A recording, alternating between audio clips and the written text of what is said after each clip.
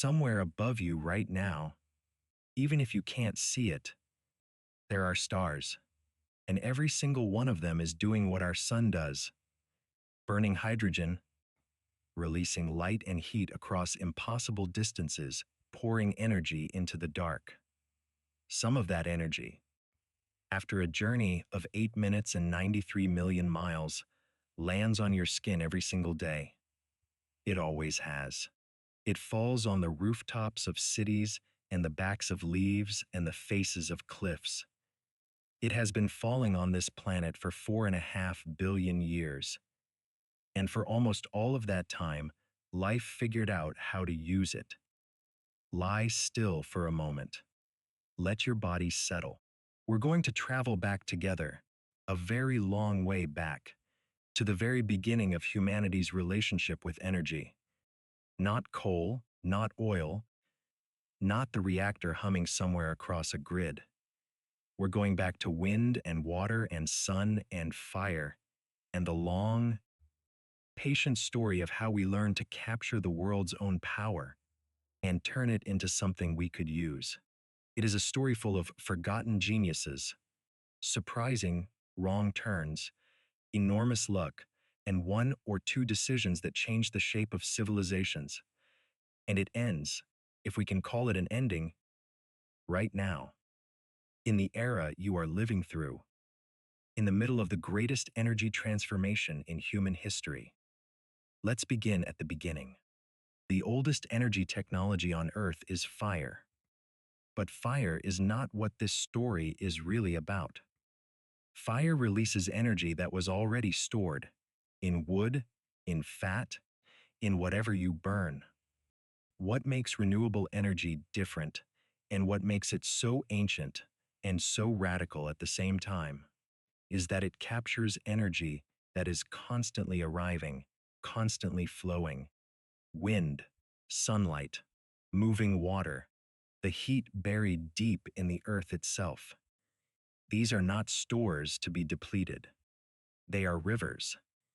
And humanity learned to wade into those rivers long before we ever drilled a well or dug a mine. The earliest record we have of humanity harnessing wind comes from ancient Mesopotamia, the land between the Tigris and Euphrates rivers, in what is now Iraq, around 5,000 years ago. The Sumerians, and later the Egyptians, fitted wooden boats with simple square sails. Just cloth, just rope. And yet, think about what that meant. Before the sail, if you wanted to move something heavy across water, you needed oarsmen, muscles, food, rest, fatigue. The sail changed the equation entirely. Suddenly, the wind was doing the work. The river was doing the work. You were just learning to cooperate with forces that had always been there. The Egyptians used sails on the Nile as far back as 3000 BCE, according to depictions on pottery from that period. And the sail was not a simple thing. Over centuries, it was refined, angled, shifted. Lateen sails, the triangular ones that allowed ships to sail at angles to the wind rather than only with it, appeared around the Indian Ocean and the Mediterranean sometime in the early centuries of the Common Era. That single innovation made ocean exploration possible. The entire age of sail, the caravels, the galleons, the clippers, descended from early experiments with cloth and the invisible moving air. And here's where it gets interesting. At nearly the same time that early civilizations were learning to use wind on water, they were also beginning to use wind on land. The first windmills, and historians sometimes debate the exact timing and origin, appear to have emerged in Persia, in what is now eastern Iran and Afghanistan sometime around the 7th century CE. These were not the graceful towers we associate with the Dutch countryside. They were vertical axis machines, wooden paddles mounted on a vertical shaft, enclosed within walls that channeled the wind in one direction, causing the paddles to rotate.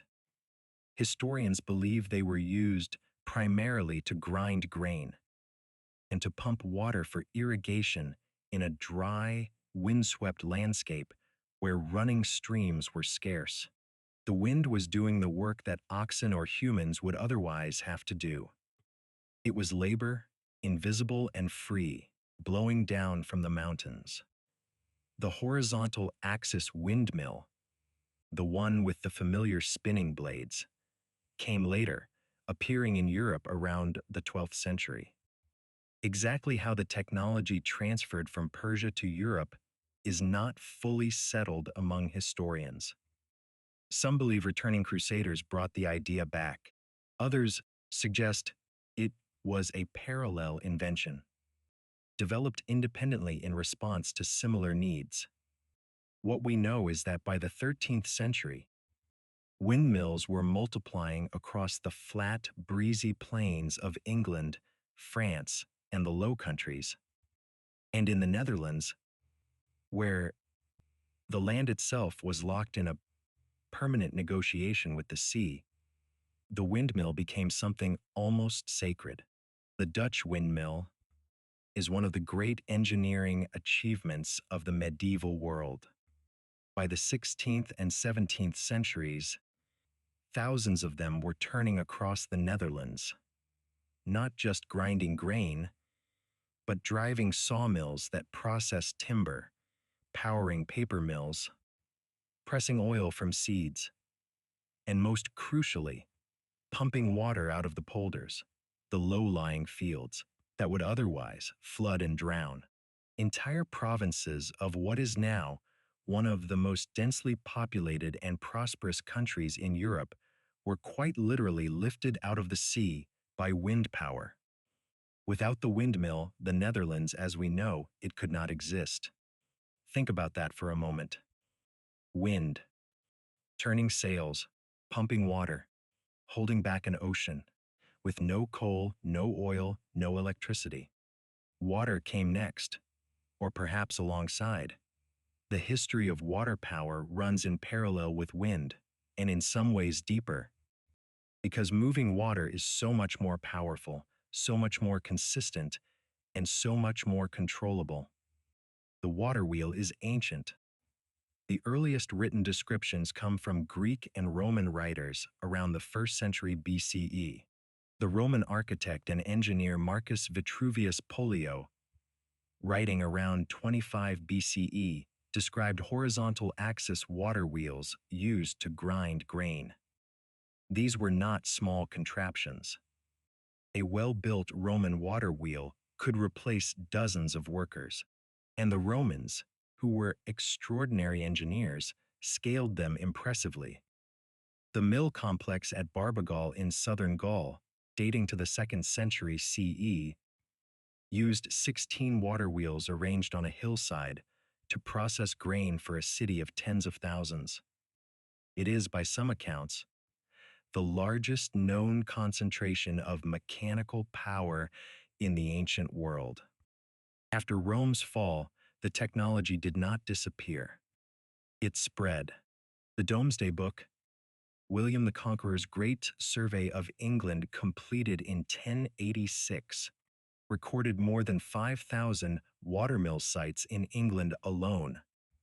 Medieval Europe was, in a very real sense, powered by falling water. Flour, iron, cloth, paper, all processed by water wheels turning in rivers from Portugal to Poland. But the great leap forward in water power came in the 18th and 19th centuries as the Industrial Revolution took hold. The first water-powered textiles in England, established in places like Derbyshire and Lancashire in the 1770s and 1780s, used rivers to spin cotton and wool at a scale that would have seemed impossible to a medieval farmer. Richard Arkwright, the English inventor and industrialist, built his famous Cromford Mill in 1771 on the River Derwent in Derbyshire. It was one of the first truly modern factories, water providing mechanical power to machines that ran continuously, day and night. And then, water was turbocharged, in a very literal sense, when engineers began to think about waterfalls not just as gentle streams turning wooden wheels, but as enormous concentrations of falling energy waiting to be captured. The turbine, a spinning wheel driven by water pressure, rather than the simple impact of flow, was developed and refined through the early 19th century. French engineer Benoit Fourniron built his first practical water turbine in 1827, capable of generating around 6 horsepower. By mid-century, turbines were generating hundreds of horsepower. And then in 1882, something happened that changed everything. On September 30th, 1882, Thomas Edison opened his Pearl Street station in Manhattan, the first commercial electrical generating station in the United States, powered by steam. But just 3 weeks earlier, on the Fox River in Appleton, Wisconsin, a smaller, quieter revolution had already occurred. The first hydroelectric power plant in America began operating, using the flow of the river to generate electricity that lit homes and a paper mill. It was tiny. It was modest, but it was the first time that falling water had been converted not just into mechanical energy, but into electricity, the form of energy that could travel down a wire. Within a decade, Niagara Falls would be harnessed. By 1905, the Niagara Falls Power Company was sending electricity to Buffalo, New York, 26 miles away, powering streetcars and factories. The falls had been generating mist and thunder for 10,000 years. Now they were generating civilization. The sun, meanwhile, had been waiting. Passive solar architecture, using the orientation and design of buildings to capture heat from sunlight, is almost as old as building itself. Ancient Greek cities were designed with a southern orientation to capture winter sun. The Roman writer Justinian's Digest of Laws, compiled in the 6th century, actually protected citizens' rights to receive sunlight on their homes, what legal historians call the right to light. In the American Southwest, the ancestral Puebloans built their cliff dwellings at Chaco Canyon with extraordinary solar precision, aligning windows and walls to track the solstices and equinoxes. Passive solar was not a technology so much as a philosophy, building with the sun rather than against it. But active solar energy, using sunlight to generate power, began with a French scientist in a field in 1836. Edmond Becquerel was 19 years old, working in his father's laboratory in Paris, when he discovered the photovoltaic effect. He was experimenting with electrochemical cells, essentially early batteries, and noticed that when one electrode was exposed to light, the electrical current increased. He published his findings in 1839, noting carefully that light seemed to produce electricity in certain materials. He had no name for what he had observed. He had no complete explanation for why it happened. But he had seen something real. It would take decades for science to catch up. 40 years later, in 1873, the English engineer Willoughby Smith noticed that the element selenium changed its electrical resistance when exposed to light. And in 1876, William Grills Adams and his student Richard Evans Day discovered that selenium, when illuminated, generated a measurable electric current without any external battery or mechanism. They called it the photovoltaic effect, borrowing from Becquerel's work. In 1883, The American inventor Charles Fritz built what is considered the first true solar cell, a thin wafer of selenium coated with a transparent layer of gold, and installed it on a rooftop in New York City. It was 1% efficient. For every 100 units of sunlight that hit it, it converted 1 into electricity. Fritz was so excited by his invention that he sent a sample to Werner von Siemens, the great German industrialist and electrical engineer, who apparently recognized its significance, declaring, "The photovoltaic discovery of great scientific importance." But nothing much happened commercially. 1% efficiency was not enough to compete with coal, which was cheap and well understood and could be shoveled into a furnace with satisfying directness. The actual explanation for why light produced electricity waited until 1905, when a 26-year-old patent clerk in Bern, Switzerland, published 4 papers in a single year that would reshape physics entirely. Albert Einstein's paper on the photoelectric effect, for which he would later receive the Nobel Prize not for relativity, but for this, explained that light travels not in waves but in discrete packets, which he called quanta or photons. When photons strike certain materials, they knock electrons loose, and those loose electrons can be guided into a circuit to produce current. Einstein had explained Becquerel's mystery. He had given the photovoltaic effect a foundation. But practical solar power was still half a century away. In 1872, while Becquerel's discovery was still lying dormant in the journals, something was happening in the Earth itself that would begin to pull humanity's attention in a very different direction. The Drake Well in Titusville, Pennsylvania, had struck oil in 1859, and the boom that followed was extraordinary. By the 1870s, kerosene from Pennsylvania oil was lighting the lamps of America, displacing whale oil and coal gas. By 1882, the Standard Oil Company controlled 90% of American oil refining, and then the automobile arrived. Carl Benz drove his patent motor wagon, generally acknowledged as the first true gasoline-powered automobile, through the streets of Mannheim in 1885. The internal combustion engine and petroleum were about to become inseparable. Coal had already remade the world once, powering the mills and the steam engines and the trains of the Industrial Revolution.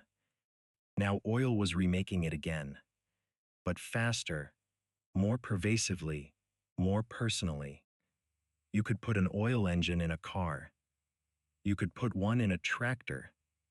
You could put one in an airplane. Petroleum offered something that wind and water, and even early electricity, could not quite match. Energy that was portable, dense, controllable, and on demand. But here's the thing. Fossil fuels did not conquer alternative energy through pure competition. They conquered it partly through economics, but also through infrastructure, politics, and timing. The great investment in pipelines, refineries, roads, and internal combustion engines created what economists call path dependency. Once you've built an entire civilization around one energy system, switching becomes enormously expensive, even if a better option appears. And alternative energy did not disappear during these decades. It just got overlooked. Geothermal energy, for instance, had a surprisingly early start. Hot springs have been used by humans for warmth and bathing since before recorded history. The Romans built elaborate bathhouses at natural hot springs across their empire. At Bath in England, at Aquae Sulis, the springs still flow today. The Maori of New Zealand cooked food in geothermal pools for centuries. But the idea of using geothermal heat to generate electricity, to actually run a power grid, first took hold in Italy. In 1882, the same year that hydroelectric power made its American debut on the Fox River, an Italian scientist named Prince Piero Ginori Conti was experimenting with steam vents in the Lardarello region of Tuscany, where natural steam had been seeping from the earth for millennia. Locals had long extracted boric acid from the steam, using it in ceramics and agriculture. But Conti saw something more in those hissing vents. In 1904, he ran a small turbine using the natural steam and generated enough electricity to light 5 light bulbs. It was modest, but in 1911, the world's first geothermal power plant opened at Lardarello, and it still operates today, modernized, expanded, but rooted in the same volcanic heat that the Romans bathed in 2,000 years earlier. The Earth, it turns out, is not cold inside. Its core is hot, extraordinarily hot, around 5,000 degrees Celsius, comparable to the surface of the sun. That heat seeps outward continuously, warming rock and groundwater. In volcanic regions, it breaks the surface as hot springs and steam vents. In other places, it sits just kilometers underground, accessible to drilling. The thermal energy inside the Earth is enormous. By some estimates, the heat contained in the upper 6 miles of the Earth's crust alone exceeds the energy in all known coal, oil, and natural gas reserves combined. And unlike coal, unlike oil, it does not run out on human timescales. And yet geothermal remained a footnote in most energy conversations for much of the 20th century, limited to regions with accessible surface heat. The technology existed. The energy was there. The investment was not. Biomass, in some ways, deserves more attention than it gets in these histories. It is almost too old to remember as a technology. Burning wood for heat and cooking is as old as fire itself. But biomass in the modern sense goes beyond simple burning. It includes fermenting organic matter to produce biogas, pressing vegetable oils into fuel, and converting plant sugars into ethanol. And its modern history is surprisingly tangled with the history of the automobile itself. Nikolaus Otto, who built the first practical 4-stroke internal combustion engine in 1876, designed it to run on ethanol, grain alcohol.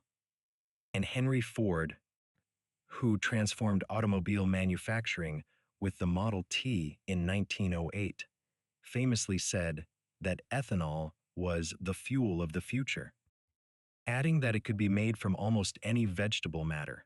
The original Model T was built to run on either gasoline or ethanol. That flexibility was deliberately designed in. But Prohibition in the United States, which ran from 1920 to 1933, made the production of alcohol illegal, including fuel alcohol, and this handed a decisive early advantage to the petroleum industry. By the time Prohibition ended, the gasoline infrastructure was so deeply entrenched that ethanol as a primary fuel had been squeezed out.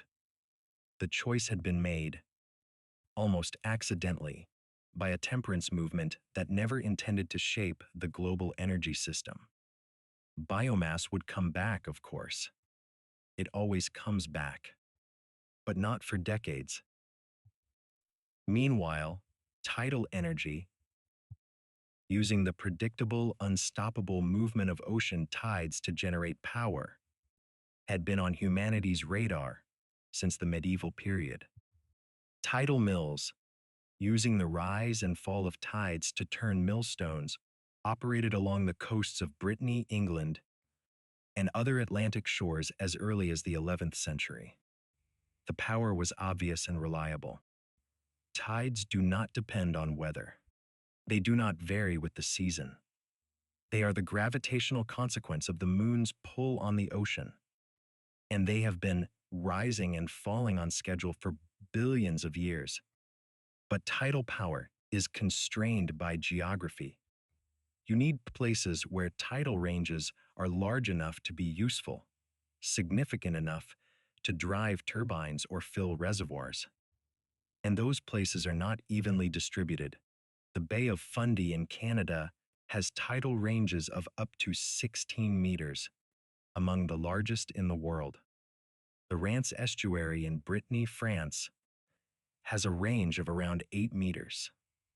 It was at the Rance that the world's first large tidal power station was built, opened in 1966, and it still operates today, generating enough electricity for roughly 225,000 homes. Tidal power remained curiosity more than revolution for most of the 20th century. The engineering challenges were substantial, the suitable sites limited, but the principle was sound. The tides were never going to stop. And then came the 1970s, and everything changed. On October 17, 1973, the members of the Organization of Arab Petroleum Exporting Countries, OAPEC, announced an oil embargo against the United States and other nations that had supported Israel in the Yom Kippur War. It was not the first time oil had been used as a political weapon, but it was by far the most effective. Within months, the price of oil had quadrupled. Americans lined up at gas stations for hours. European countries banned Sunday driving. The speed limit on American highways was dropped to 55 miles per hour to conserve fuel. The word shortage entered everyday conversation in a way that had not happened since World War II. For the first time in a generation, the industrial world was forced to confront its complete dependence on a single energy source, concentrated in a single region, controlled by a small number of governments. The oil crisis of 1973 was an earthquake. And like all earthquakes, it revealed the cracks in structures people had assumed were solid. The response, at least initially, was serious and sustained. President Richard Nixon announced Project Independence in November 1973, pledging that the United States would achieve energy self-sufficiency by 1980. President Jimmy Carter, facing a second oil shock in 1979, triggered by the Iranian Revolution, installed solar panels on the roof of the White House and called the energy challenge the moral equivalent of war. He launched massive federal investment in solar, wind, geothermal, and energy efficiency research. The Solar Energy Research Institute, now the National Renewable Energy Laboratory, was founded in 1977, and the science responded. The 1970s and early 80s were, quietly, the period when modern renewable energy technology began to take real shape. Wind turbine design was transformed by advances in aerodynamics borrowed from the aerospace industry. Photovoltaic solar cells, which had languished at around 1 to 2% efficiency since Fritz built his selenium cell in 1883, received a dramatic boost when Bell Labs researchers Darrell Chapin, Calvin Fuller, and Gerald Pearson produced a silicon solar cell in 1954, achieving about 6% efficiency. By the 1970s, solar cells were routinely used to power satellites where there was no other option. By the 1980s, the price was beginning to fall, slowly at first, then faster. But then the oil price collapsed. In 1986, Saudi Arabia dramatically increased production, flooding the market. The price of oil fell by half almost overnight, and the political urgency evaporated almost as quickly as it had appeared. Ronald Reagan, who succeeded Carter, had the solar panels removed from the White House roof in 1986. Federal research budgets for renewable energy were slashed. The utilities that had been building early wind farms in California pulled back. The renewable energy revolution that seemed imminent in 1979 was pushed back by a decade, maybe two.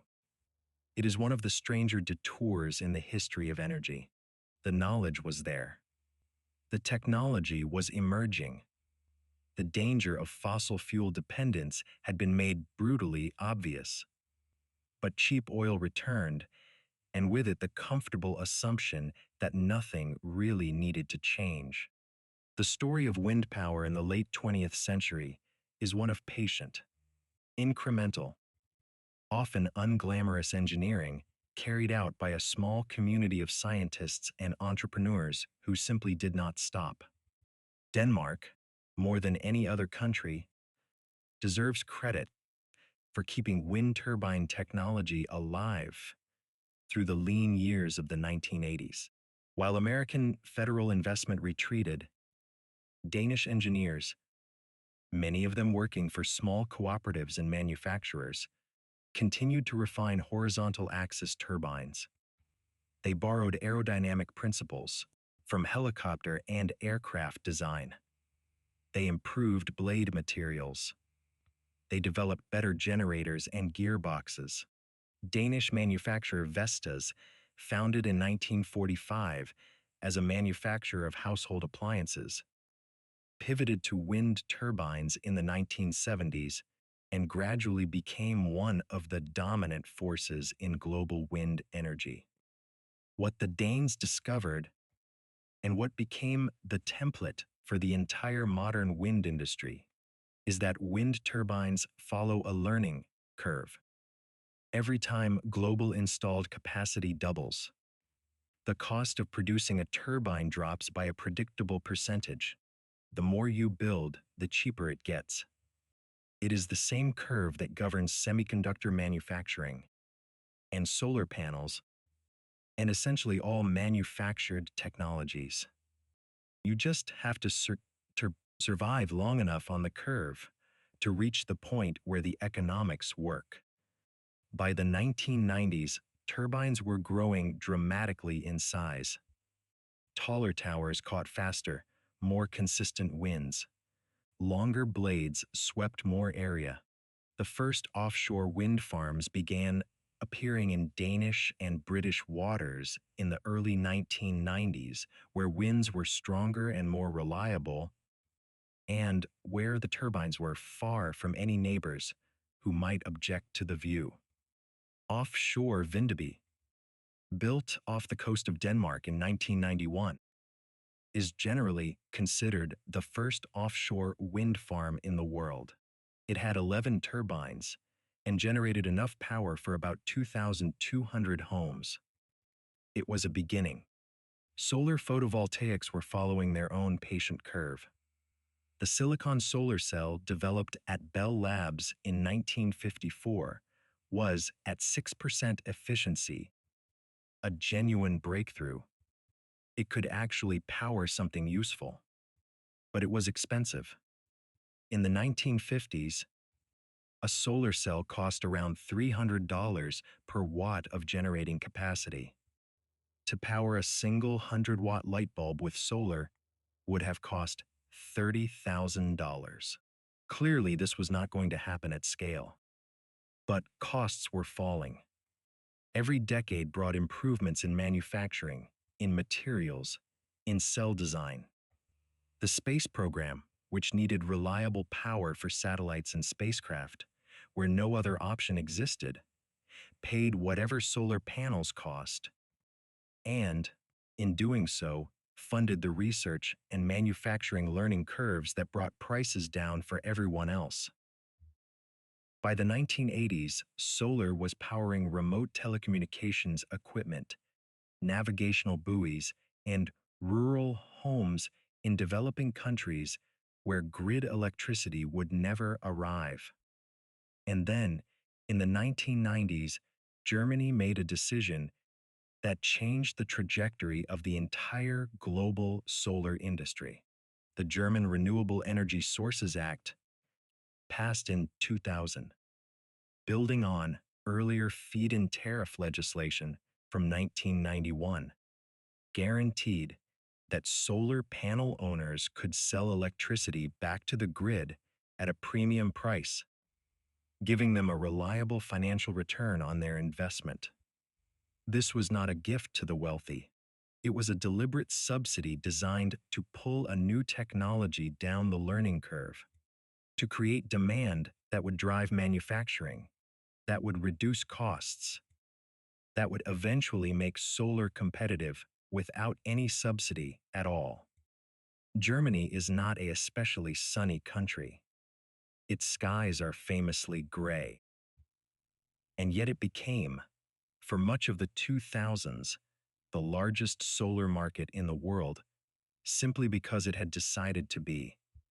The result was exactly what the policy intended. Solar panel prices, which had already been falling for decades, fell dramatically faster in the 2000s. China, recognizing both the economic opportunity and the future energy reality, began investing heavily in solar manufacturing in the mid-2000s, building enormous factories and driving prices down further still. By around 2012, something remarkable had happened.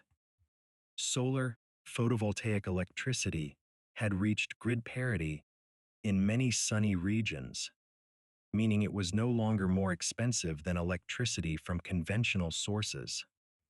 It was competitive on its own merits. The curve had done its work.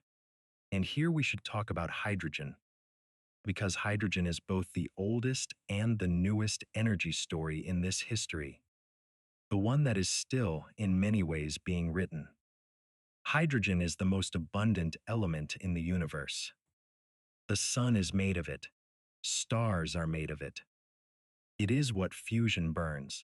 Here on Earth, hydrogen is found everywhere, but almost always chemically bonded to something else. Water is hydrogen bonded to oxygen. Natural gas is largely hydrogen bonded to carbon. Pure hydrogen, the kind you can actually burn as a fuel or run through a fuel cell, doesn't occur naturally in large quantities. You have to make it. The history of hydrogen as an energy carrier begins, in a practical sense, with William Nicholson and Anthony Carlisle, two English scientists, who in 1800 performed the first electrolysis of water, using electric current to split water into hydrogen and oxygen. It was a chemistry experiment, not an energy technology, but the principle they demonstrated was profound. If you pass electricity through water, you can separate it into its constituent gases. Hydrogen on one side, oxygen on the other. The fuel cell, a device that runs this process in reverse, combining hydrogen and oxygen to produce electricity and water, was invented by Welsh scientist William Grove in 1839. Grove called it the gas voltaic battery. It worked beautifully in the laboratory. Like solar and like wind, it then sat quietly for a century, waiting for the world to need it. NASA brought fuel cells back in the 1960s, using them to provide electricity and drinking water for the Gemini and Apollo spacecraft. The fuel cell was once again a space technology, used because it was the best option available in an environment where other options didn't exist. And then hydrogen energy retreated again, outcompeted by cheap fossil fuels. The modern interest in hydrogen as a clean energy carrier began building in the 1990s and accelerated after 2000 Jan. The logic is compelling. If you can make hydrogen using electricity from renewable sources, solar, wind, hydro, and then burn it or run it through a fuel cell with zero carbon emissions, the only byproduct is water vapor. Then you have a way to store and transport renewable energy in a dense portable form. Hydrogen can be shipped in tanks, piped through pipelines, and used to power ships, steel mills, and aircraft. Applications where direct electrification is difficult or impossible. The challenge is efficiency. Every conversion step loses energy. Turning renewable electricity into hydrogen through electrolysis, then compressing and transporting that hydrogen, then converting it back into electricity through a fuel cell. Each step takes a cut, and making hydrogen cleanly at scale, using renewable electricity, green hydrogen, remains expensive. The technology exists. The economics are still catching up. But the conversation around hydrogen is more serious today than it has ever been in its long, patient history. And the investments are beginning to match the ambition. By the time the 21st century arrived, something had changed that made all previous energy transitions feel both more urgent and more achievable. The science of climate change had moved from hypothesis to established consensus, and the consequences were becoming visible. The Intergovernmental Panel on Climate Change, established in 1988, had been compiling and synthesizing the work of thousands of climate scientists across decades.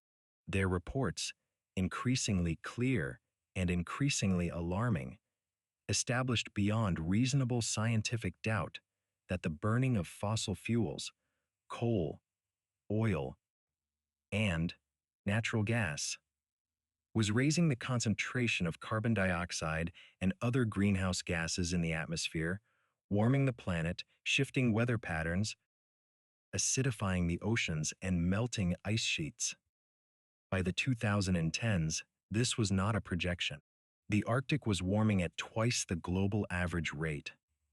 Glaciers from the Himalayas to Patagonia were in documented retreat. The hottest years on record were clustering in the most recent decades. For renewable energy, this changed the stakes. The transition from fossil fuels was no longer just about energy security or cost or technological curiosity. It was a civilizational imperative. And something remarkable began to happen. The costs of solar and wind, which had been falling steadily for decades, fell off a cliff. Between 2010 and 2020, the cost of electricity from utility-scale solar photovoltaics fell by about 90%. Wind fell by about 70%. These are among the fastest cost declines ever recorded for any energy technology in history. Renewable energy went from being the expensive idealistic option to being, in many parts of the world, simply the cheapest way to build new electricity generation. In 2023, global electricity capacity additions from solar energy surpassed all other sources combined for the first time. Solar panels were being installed faster than any previous energy technology in human history. Wind turbines were appearing offshore at a scale that would have seemed impossible a decade earlier. Offshore wind turbines today are engineering marvels. The largest have blades longer than a football field, standing on towers taller than the Eiffel Tower, producing enough electricity from a single rotation to power a typical home for a day. China became the dominant force in clean energy manufacturing and deployment, the world's largest producer of solar panels, wind turbines, and electric vehicles. And simultaneously, one of the world's largest installers of renewable electricity. Europe set binding targets for renewable energy shares and began the long process of transforming a grid built around centralized fossil fuel plants into one running on distributed clean sources. The United States passed the Inflation Reduction Act in 2022, the largest climate and clean energy investment in American history. Hundreds of billions of dollars in tax credits and incentives designed to accelerate the deployment of solar, wind, batteries, hydrogen, and other clean technologies. The energy transition was no longer a future event. It was happening now, today. But transitions are not clean. They are not neat. They are messy and contested and geographically uneven and full of the same human complications that have always attended great technological shifts. Coal still powers a substantial fraction of global electricity, particularly in Asia. Oil still fuels most of the world's transportation. Natural gas, which produces less carbon per unit of energy than coal, but is still a fossil fuel, has expanded its role in many grids as a transition fuel. Energy poverty remains a profound and urgent problem. More than 700 million people worldwide still lack reliable electricity access, and the fossil fuel infrastructure that industrial nations built over a century is not easily or quickly replaced. The engineering challenges of a fully renewable grid are real. Solar and wind are variable. The sun does not shine at night. The wind does not always blow. Balancing a grid that depends heavily on variable sources requires storage, batteries, pumped hydro, hydrogen, and other technologies that are still maturing. Long-distance, high-voltage direct current transmission lines are needed to move renewable electricity from where it is generated to where it is needed. The supply chains for the materials used in solar panels, wind turbines, and batteries, silicon, cobalt, lithium, rare earth elements, raise their own questions about mining, environmental impact, and geopolitical concentration. None of these are unsolvable problems. The physics allows it. The economics increasingly demand it. The technology is advancing. But the scale of what is required is genuinely staggering. Replacing the global energy infrastructure, the power plants, the pipelines, the refineries, the vehicles, built up over 150 years of fossil fuel dependence, with something cleaner and more sustainable, is arguably the largest engineering project in human history. And it has to happen faster than any previous energy transition. The shift from wood to coal took about a century. Coal to oil and gas took about the same. We do not have a century. The scientists and engineers working on this problem today are standing in a long line that stretches back to Becquerel in his Paris laboratory, to the unnamed Persian craftsmen building their vertical axis windmills in the mountain wind, to the Dutch engineers who held back the sea with turning sails, to William Grove staring at hydrogen bubbling from water and imagining a battery made of gas. They are all part of the same very old story. Humanity trying to understand the flows of energy that surround us, trying to align ourselves with them rather than against them, trying to build something that lasts. There is a particular kind of optimism that comes from understanding this history. It is not the easy optimism of ignoring problems. It is something more like confidence built from evidence. Because when you look at what has already happened, the solar panel that cost $300 per watt in 1956 now costs less than 40 cents per watt. You understand that the learning curves are real. The falls in cost are real. The engineering ingenuity of the people working on these problems is real. The Becquerel curve, you might call it, the long arc of a technology going from curiosity to civilization changer, one experiment at a time. And there is something beautiful, if you let yourself see it, in the circularity of where we are headed. We began at the very start of human civilization, in a world powered by sun and wind and water. Fire was the great exception, the one energy source we created ourselves rather than borrowed from the world. And now, after a 200-year detour through coal and oil, we are returning with the knowledge we've gained, with the technology we've built, to that original condition, a world powered by the flows of the earth itself. Let the dark be quiet now. Think of all the energy that arrived today and continues to arrive right now even as you rest. The moon's gravity is pulling at the oceans, raising the tides in places you'll never visit. The Earth's interior is conducting heat upward through miles of rock, warming the ground under your feet by fractions of a degree. Somewhere across the day side of the planet, solar panels are generating electricity from photons that left the sun 8 minutes ago, that traveled 93 million miles in perfect silence and landed on a silicon wafer the size of your hand. Wind is moving somewhere tonight. It always is, somewhere on the plains or the coast or the open sea.